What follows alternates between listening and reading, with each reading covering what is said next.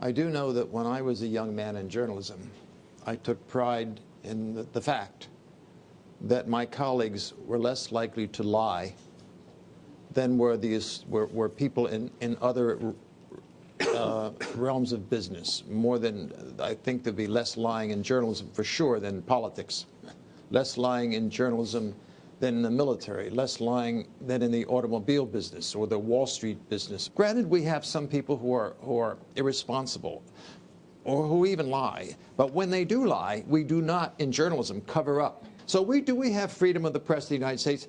Yes and no, yes and no. In the situation in which the press tries to operate, particularly if it's a time of peril, a time of national concern, as in the aftermath of 9/11. The press becomes weak, and that aftermath of 9/11 produced the despicable reporting that came out of Washington prior to the American invasion of Iraq. The timidity, the susceptibility, the weakness of the character of the press was never more ably demonstrated in recent years than in the aftermath of 9/11, because the Bush administration turned the press into a bunch of pigeons in which the Pentagon threw these little seeds out of misinformation, and the press gobbled it up like a bunch of pigeons. That was not a very good time for journalism. It's gotten a little better lately, but the whole period of the war, the Iraqi war, was a time when the lack of vigilance and skepticism. But one of the problems of the press is too much of the press is interested in power. Too much of the press is interested in accessibility to the sources who are in power. And this alliance, this relationship, is like a very bad match, a very bad marriage, because the quest for power leads to destruction of the integrity of the press. O senhor usa o Google para fazer pesquisas? I don't even know. My wife says I'm lazy, but I don't know that it's laziness. I said before, I don't want to get my information through the technology. I want to take the effort to be there. One time, years ago, if you let me, to 1 second, I wanted to talk to a Chinese woman who was a soccer player. Now I had to go to China and look her up.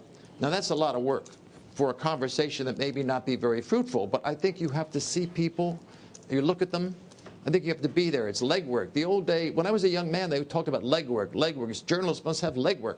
Today I don't see much legwork in journalism. They sit behind the computer and they will Google this and Google that. They Google the way into a kind of mediocrity, I think, in terms of reporting. Do I believe a journalist can really be unbiased? And did I have an experience where I was susceptible to a kind of pressure or a kind of attraction? So they're related. Yeah. I believe that the role of the editor over the reporter is supposed to be watching for signs of, if not bias, inclination. If you want to know how I work, is walk away from your laptop. The laptop traps you.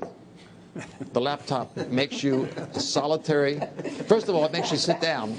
You shouldn't be sitting down. You should be running around and getting outside. You shouldn't be inside. You should not have a roof over your head, if a good journalist. Sometimes you have a roof over your head, but sometimes you should be outside. Number two, you shouldn't have a sense of such direction that the laptop or the technology provides. Sometimes with the laptop, you punch questions in that you want to have answered. But by the very fact that you're asking certain questions means that you're cutting yourself off from the larger curiosity that you probably have or should have about questions. I mean, I think you should not be linear, goal-oriented. When you use the laptop, you are indulging in your goal-oriented manifestation. You are asking a certain question, and you want to have and can have with ease, with speed, the answer. But the answer isn't necessarily what you want, because the question should not be so specific. I think the curious person wanders around. It could be the world of politics, the world of culture, the world of whatever. Wander around with a general sense of wanting to know something, but not to be, in the initial period, so specifically pinned down in a way that prohibits you from discovering things by chance. The word serendipity is, of course, what I'm referring to. And I always followed the attitude of, I want to go out there, I have an interview. Well, I started off without much money. It's not that I had the influence that I now have, because I have had a number of best-selling books. Therefore, I can fly to China in ways at the age of 67, 68, which is 10 years ago. I couldn't have done that when I was 26. you gradually get to a point where you can expand your capacities through the economics as well as through your experience and your perseverance.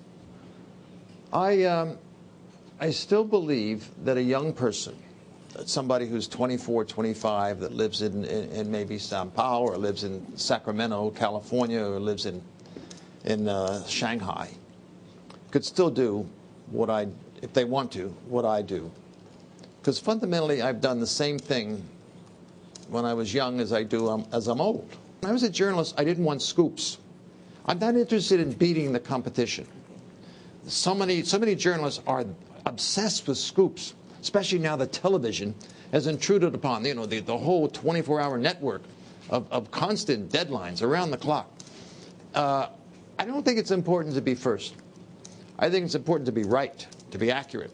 And then secondly, and almost as important as first, is to be fully representative of the full truth, not the isolated truth. So I think speed isn't always the desired element in journalism. I take pride in being a writer of realism, but a writer of realism. A journalist sometimes is we have examples of journalism who they don't do the work, and they bring disgrace upon the whole profession of journalism. A seu ver, qual é a formação necessária para alguém ser bom jornalista, com a capacidade de bastante acuidade, de escrever coisas que possam ser verificáveis? Qual deve ser a formação dessa pessoa? Well, there has to be fundamental respect for the basic mandates of journalism. Nothing will help being a good journalist if you lack the following. If you are not broadly curious, I don't mean just self-centered. If you're self-centered, you shouldn't be a journalist. You should be something else. Be a singer, an actor or something. But you have to be very curious. Then you have to have, number two, you have to be patient. Cannot be fast. I mentioned earlier, a scoop should not be the prevailing priority. Pergunta final, muito curta a resposta, se for possível. Eu sei que ela daria programa inteiro. Por que é que o senhor escreve? I think because it's the method by which I can most precisely communicate what I wish to communicate. Talking, as interesting as the show is, I'm not able to, in communication with you and your colleagues in this circular arrangement, I'm giving you first impression of the words to answer the direct question. But if I had an hour to write the answers to the question you asked, I'd do a better job. So I do a better job when I'm writing because I'm thinking and I rewrite. First sentence, I do it second time, third time. I get it more clearly in alliance with what my attitude is. That's why.